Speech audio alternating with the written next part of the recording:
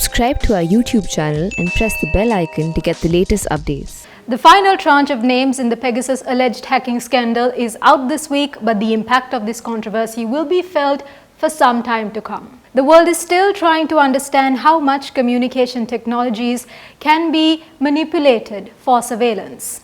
So here are 5 things to note and remember as we move past a point of no return into a truly vulnerable digital era. Point 1.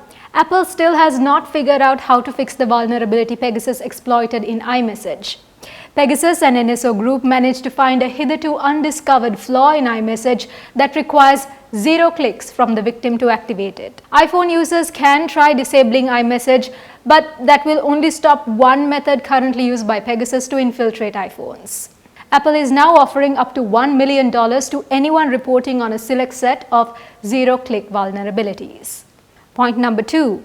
We're still not sure where or what leaked this database of 50,000 names and where it came from, and that's just an indication of how easy it is to obfuscate sources for leaks in the digital world and leave the masses confused about what is happening. NSO Group CEO tells Israeli media, based on what an information broker told him, that it leaked from an NSO server in Cyprus, but NSO CEO says they have no server in Cyprus.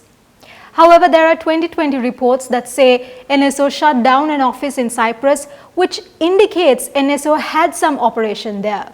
This was an office of a surveillance firm that had previously merged with NSO.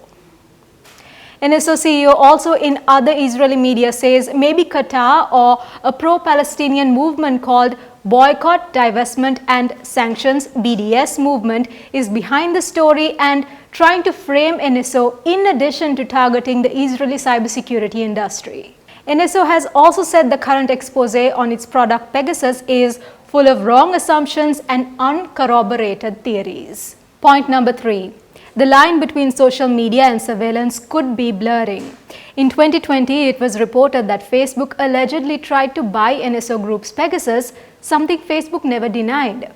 The 2020 media reports came following the court case WhatsApp and Facebook filed against NSO Group for allegedly using Pegasus to target WhatsApp users. Facebook reps had shown interest in Pegasus in 2017, according to a court testimony by NSO Group CEO Shalev Julio. Point number 4. We still don't have any clarity on who authorized this list of targets and whether the government was involved in using Pegasus.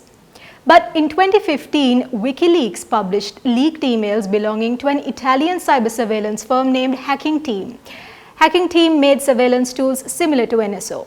Media reports from 2015 citing WikiLeaks claim top Indian security agencies were secretly negotiating with this Italian firm Hacking Team to procure software for intercepting communications through remote bugging of devices.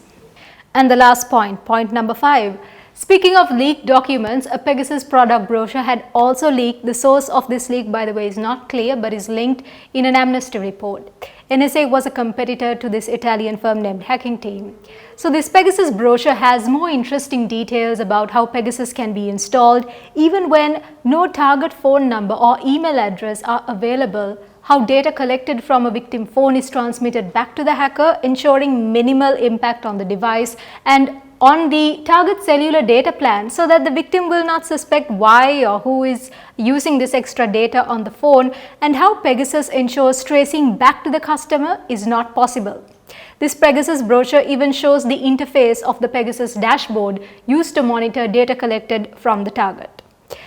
But this is an old brochure. We're now in 2021. One can only imagine how much more advanced the spyware industry has become since then.